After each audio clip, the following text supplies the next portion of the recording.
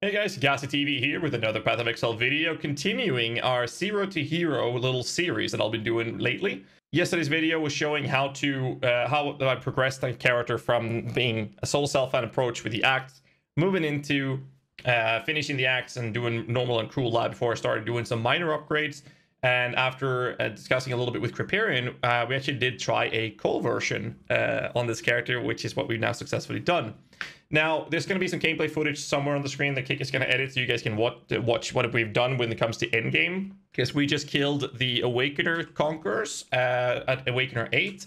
We are level 88. The playtime on this character is 1 day and 2 hours, 46 minutes. A lot of time has been AFK. And we also finished killing Sirus. Now, we did die once on every Conqueror. Why is he staying in the middle, man? My minions died for that. Why would he stay in the middle? Really? Really? Oh, there we go. There we go. What I want to mention first is that this is a dominating blow character. This build is generally not very good at endgame bosses because you have to hit them. You have a 25% chance per hit to summon one of these minions. So we kind of rely heavily on the writhing jar. So after these tests, I will have to say this. I think that once your character is at the point where you have a decent amount of HP, I'm only on 6k because I refuse to change my tabula, which is not corrupted with anything beneficial.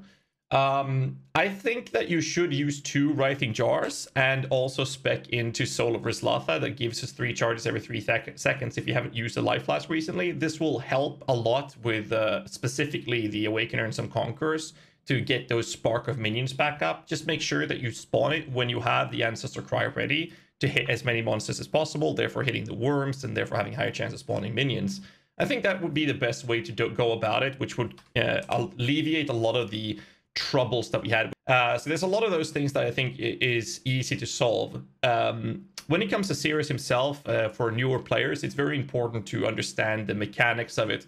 Now, I'm not going to talk about them in this video because I have a standalone, full-blown video talking about the mechanics and how to behave around it, which I'm sure you can see me utilizing in the gameplay footage here next to me.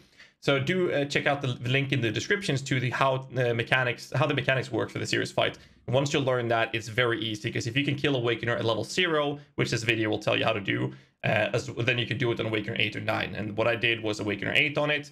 It was few windows where I didn't have much damage happening. It was just me dodging mechanics all the way till I could get some minions out. And I think that would have been solved with the Rizlatha soul together with another writhing jar. So I think that would be one of the first things I'd change with this.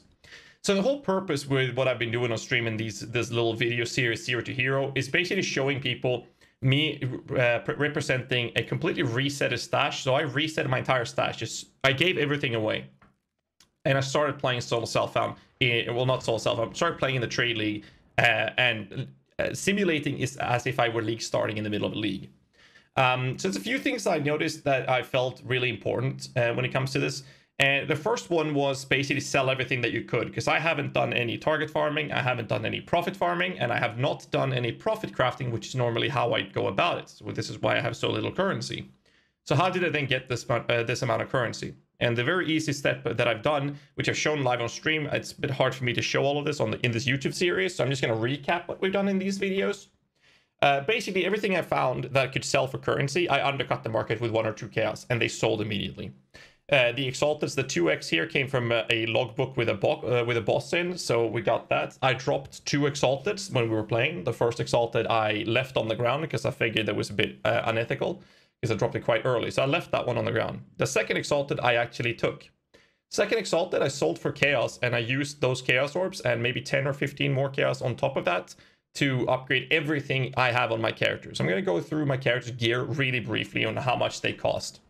I think I paid 4 chaos for this helmet. I paid 2 chaos for the weapon. I paid 2 chaos plus whatever it took for chromatics and jewelers to fix the colors. I paid 3 chaos for the belt. Tabula was self-farmed. Ring, I think this one was 7 chaos and the other one was 10 chaos. The amulet was probably one of the more expensive items because I paid 15c plus another 12.5 chaos for the oils. The boots cost me 3 chaos, and the shield is the most expensive piece. It has very high life with resistances and also recovery life on block. This cost me 40 chaos. If you remove some of the res or remove the life recovery on block and instead go for something like with chance to block spells, it would actually be better to map with, because that's safer in most cases. But I'd actually like the recovery of life on blocks, so I figured that this was a really nice investment, but you can go with other routes that is cheaper, but that is the most expensive part. Roomies is like 4 chaos I bought this one for, and the writing jar is 3 chaos. In terms of jewels, I don't have any cluster. This is being kept down as low budget as possible. I had a jewel like this. I think I paid 5 chaos for this one, which was pretty good. Conquest efficiency you get from the campaign, and then the jewels I have in here, I believe I paid 10 chaos for the blind jewel, and I think I paid 7 chaos for the taunt jewel, which are both inside the darkness and throne. So the budget in this build is just over 1 exalted at the end, and I'm killing Awakener 8 with it.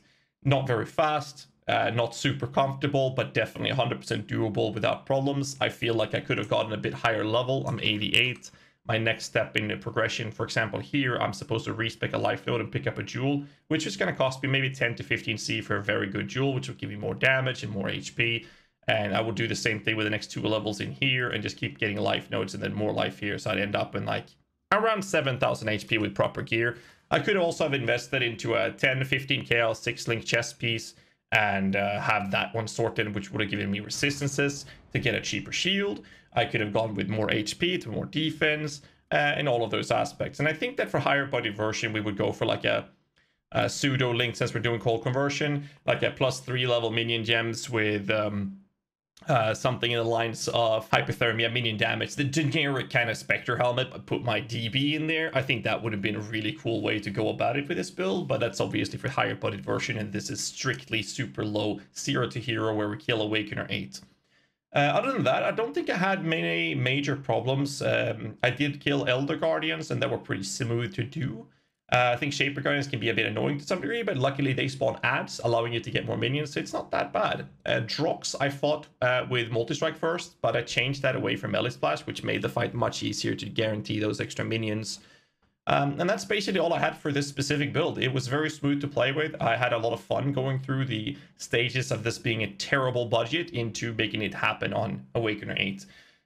So back to currency, I just want to mention this thing, the whole undercutting portion of what I've done. So we can take a look at something as an example.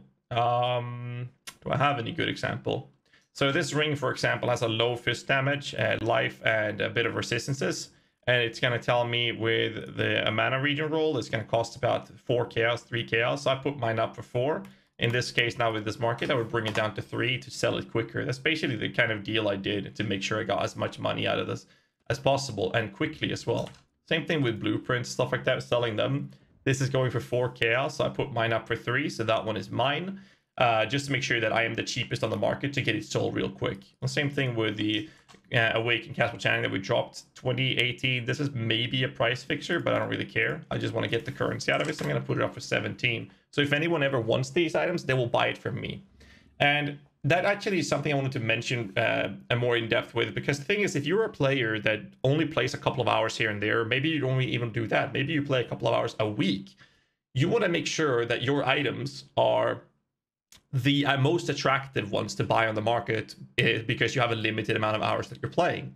So the recommendation is to undercut the market. Yes, you're going to get a little bit less than they're worth, absolutely, but you're going to be in a position where you're going to get currency for them. So if you only have a couple of hours, undercut the market. It's okay to lose a couple of chaos here and there, as long as you get that chunk of currency for the item. Because I can get 20C from this gem, but it might take me a week to sell. But if I undercut the market, it could take me hours to sell instead. So that's something you should keep in mind if you're playing only a couple of hours a day. I think that's kind of summarizing what we've done with this build and how we progressed it. I will actually try this out on a Necromancer version, thanks to Kriparian actually. And I will see if I can min-max this with the limited currency. So what we're going to do on stream in the coming days is to move this build into a higher budget, and how I progress doing that without profit crafting and without target farming currencies. Try to move it into a medium budget state, and we'll see how we can tackle that, or if it's even possible to do in a casual kind of approach. I hope you guys enjoy this series, and I know that a lot of information is lacking in these videos because we're showing this on stream. These videos serves more as a recap of what I've done. Obviously, there's going to be a link in the descriptions below to how the character looked in its current state when we actually killed Awakener 8, so you guys can actually verify and see the budget and the things and how we achieved it. But again, I'm going to change the Flask and these Pantheons to be in a better state for this purpose. Either way, let me know in the comments below if you guys want to see more of these series, because then I'll just do it with the next build. Sorry. Then I'll just do it on the next build I'll play and progress from having nothing and going into the stage where, hey, we actually are able to perform now. Let's see what we can do. What is the limitations and the build? So let me know in the comments below what you guys think of this. Don't forget to hit the like button, subscribe for more content. Until next time, stay safe, keep rocking.